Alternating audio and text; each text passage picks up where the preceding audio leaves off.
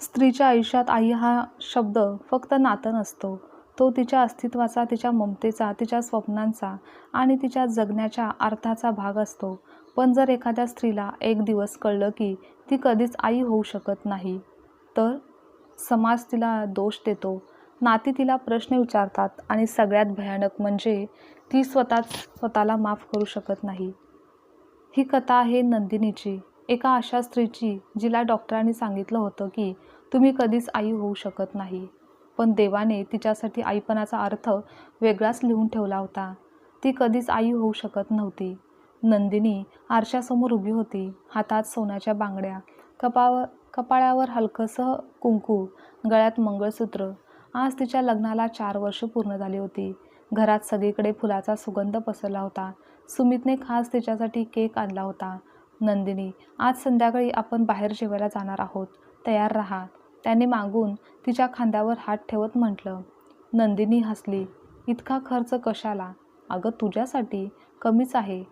ती पुन्हा हसली. पण त्या हास्यामागे एक पोकळी होती आणि ती पोकळी सुमितला जाणवत होती.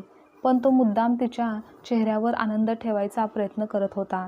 कारण गेल्या 1 वर्षभरापासून त्यांच्या घरात एकच विषय होता, गोड बातमी कधी. लग्नाच्या पहिल्या वर्षी सगळं सुंदर होतं.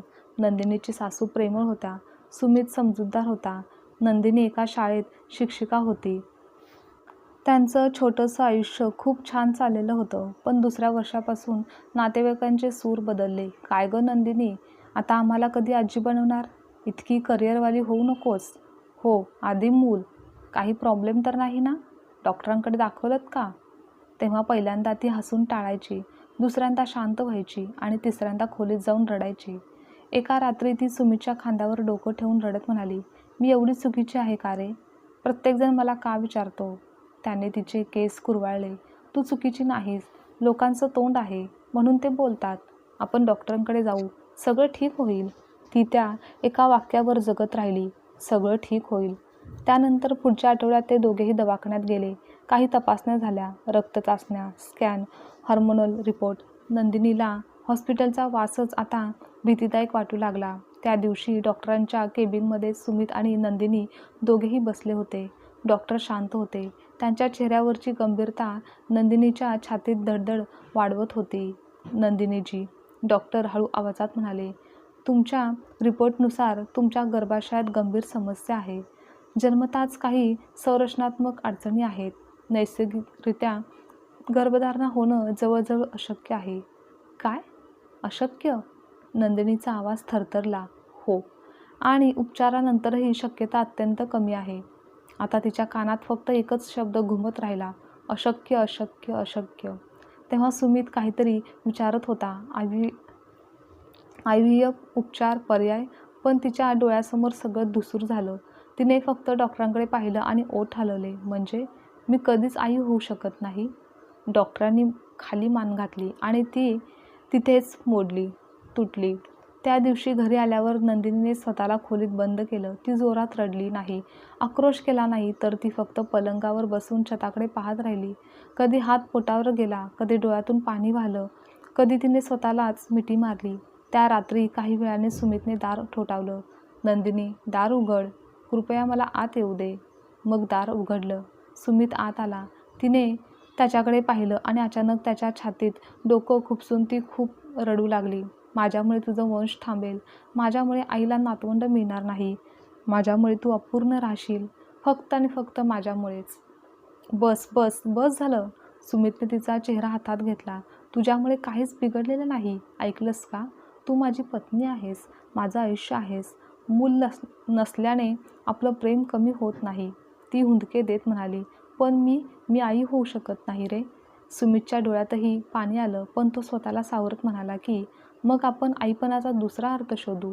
नंदिनीला तेव्हा ते वाक्य समजलंच नाही आणि सासूबाईंना जेव्हा हे कळलं तेव्हा त्या 2 दिवस त्या काहीच बोलल्या नाहीत. नंदिनी त्यांच्या नजरेला नजर देऊ शकत नव्हती. तिच्या मनात एकच भीती, आता सासूबाई बदलतील. तिसऱ्या दिवशी सकाळी ती स्वयंपाकघरात आली. चहा करत होती. तिचे हात थरथरत होते. इतक्यात सासूबाई मागून आल्या. नंदिनी घाबरली, पण पुढच्या क्षणी सासूबाईंनी तिच्या डोक्यावर हात ठेवला. बाळा, तिच्या डोळ्यात पाणी आलं. मला माफ कर आई, ती थरथरत्या आवाजात म्हणाली. पण कशासाठी? कारण मी तुम्हाला नातवंड देऊ शकत नाही. सासूबाईंनी तिला जवळ घेतलं. तू मला मुलगी दिलीस ते कमी झालं आहे का? नातवंड नशिबात असेल तर येईल, नाहीतर नाही. पण यासाठी तू स्वतःला दोष देणार नाहीस. नंदिनी रडतच म्हणाली, पण आई, जग इतकं समजूतदार नसतं. एकदा एका काकूंनी थेट विचारलं, काय झालं नेमकं? काही इलाज नाही? दुसरी म्हणाली, आजकाल करिअरच्या मागे लागतात ह्या मुली, म्हणून असं होतं. तर तिसरीने हळू आवाजात नंदिनीच्या सासूला सुचवलं, सुमीचं दुसरं लग्न करायचा विचार करा आता. आयुष्य खूप पुढं आहे. नंदिनीने हे सगळं स्वयंपाकघराच्या दारामागून ऐकलं होतं आणि तिच्या हातातील स्टीलचा ग्लास खाली पडला. सगळे शांत झाले. त्या रात्री तिने सुमितला सांगितलं की तू दुसरं लग्न कर. तो स्तब्ध झाला. काय? हो, तुझं आयुष्य आहे. तुला बाबा व्हायचं आहे. मी अडथळा होऊ इच्छित नाही. ते ऐकून सुमितच्या चेहऱ्यावर पहिल्यांदाच राग उमटला. अशी घाणेरडी गोष्ट पुन्हा कधी तोंडून काढू नकोस. पण अगं, माझं लग्न तुझ्याशी झालंय, तुझ्या गर्भाशी नाही. त्या एका वाक्याने नंदिनीच्या आत काहीतरी तुटून पुन्हा जुळलं. ती खूप रडली, कारण आयुष्यात पहिल्यांदाच कोणीतरी तिच्यातील स्त्रीपेक्षा माणसाला निवडलं होतं. पुढच्या काही महिन्यात गणपतीचा सण आला, दिवाळी आली. कुटुंबातील इतर घरात लहान मुलांचे आवाज घुमू लागले होते. कोणीतरी बाळाला उचलून नंदिनीच्या मांडीवर बसवायचं. घे ना, सराव होईल, असं ते हसत म्हणायचे. पण बाळ उतरल्यावरती हात मांडीवर ठेवून काही क्षण तशीच बसून राहायची, जणू त्या उभेला धरून ठेवायचा प्रयत्न करत असे. आणि रात्री ती कपाट उघडून बघायची. तिने कधीतरी लपवून विकत घेतलेले छोटे मोजे, एक छोटंसं खेळणं आणि एका डायरीत लिहिलेलं, हे माझ्या बाळासाठी. पण ती डायरी तिने त्या रात्री जाळून टाकली. राख हातात घेत म्हणाली, माझं आईपणही असंच जळून गेलं. नंदिनी ज्या शाळेत शिकवत होती तिथे तिसरीत एक मुलगी शिकत होती, जुई. ती शांत, कधी न हसणारी, नेहमी कोपऱ्यात बसणारी. एक दिवस नंदिनीने तिला पाहिलं. मधल्या सुट्टीत सगळ्या मुलांनी डबा उघडला, पण जुई फक्त पाणी पीत बसली होती. जुई, डबा नाही आणलास का? तिने मान हलवली. आईने दिला नाही का? जुईने खाली पाहिलं. तेव्हा शेजारच्या मुलीने हळूच सांगितलं की अहो मॅडम, तिची आई नाही आहे आणि बाबा दारू पितात. नंदिनीच्या छातीत काहीतरी हललं. त्या दिवशी तिने स्वतःचा डबा जुईसमोर ठेवला. चल, आपण दोघी शेअर करू. जुईने प्रथमच तिच्याकडे पाहिलं. त्या डोळ्यात उपासमार होती, पण त्याहून जास्त मायेची भूक होती. त्यानंतर हळूहळू जुई नंदिनीजवळ यायला लागली. मॅडम, माझा होमवर्क बघा. मॅडम, आज मी कविता पाठ केली आहे. मॅडम, मला ताप आहे.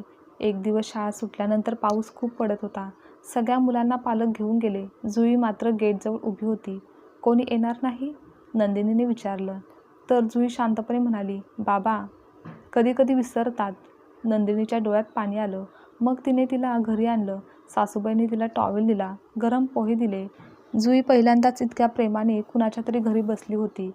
त्यानंतर रात्री तिचा बाबा दारूच्या नशेत आला. माफ करा मॅडम, काम होतं.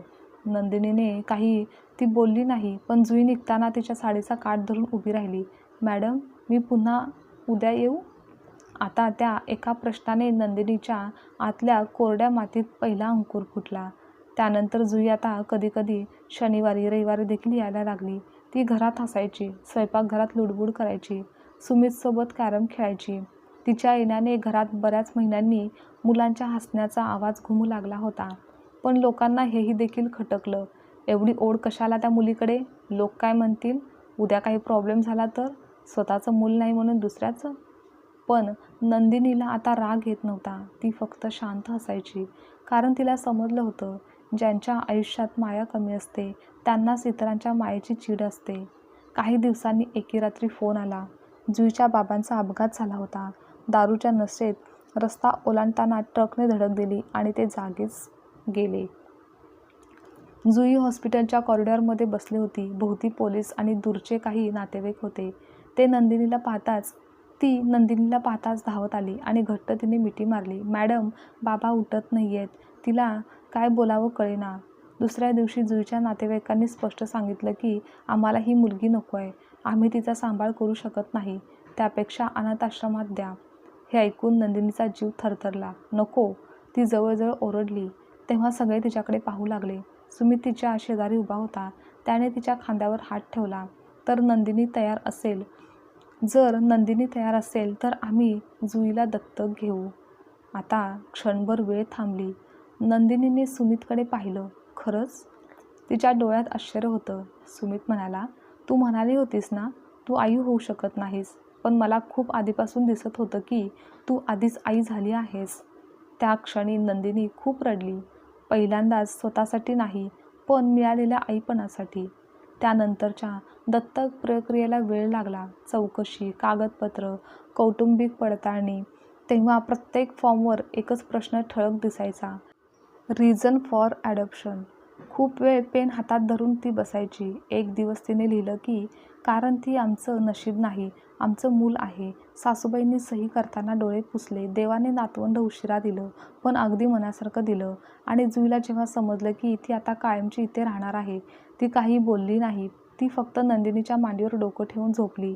त्या रात्री नंदिनी जागीच बसून राहिली, जुईचे केस कुरवाळत. तिच्या डोळ्यातून अश्रू वाहत होते. ती कुजबुजली, देवा, माझ्या रिकाम्या कुशीला तू नाव दिलंस. पुढच्या काही महिन्यांनी दिवाळीचा दिवस होता. घर सजलेलं, रांगोळी, दिवे लागले आणि जुई नवीन फ्रॉक घालून इकडे तिकडे पळत होती. नंदिनी स्वयंपाकघरात करंज्या तळत होती. तेव्हा अचानक मागून आवाज आला, आई, मी दिवे लावू का? नंदिनीच्या हातातून झरा खाली पडला. तिने हळूच मागे वळून पाहिलं. जुई थांबली. तिला कदाचित जाणवलंही नसेल की तिने काय म्हटलं आहे. काय म्हणालीस? नंदिनीचा आवाज तुटला. जुई घाबरली. चुकलं का? मला वाटलं तुम्ही रागावलात तर.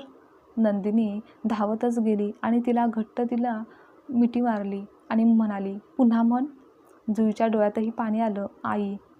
त्या एका शब्दासाठी नंदिनीने किती रात्री रडून काढल्या होत्या हे फक्त तिच्या उशीलाच माहिती होतं.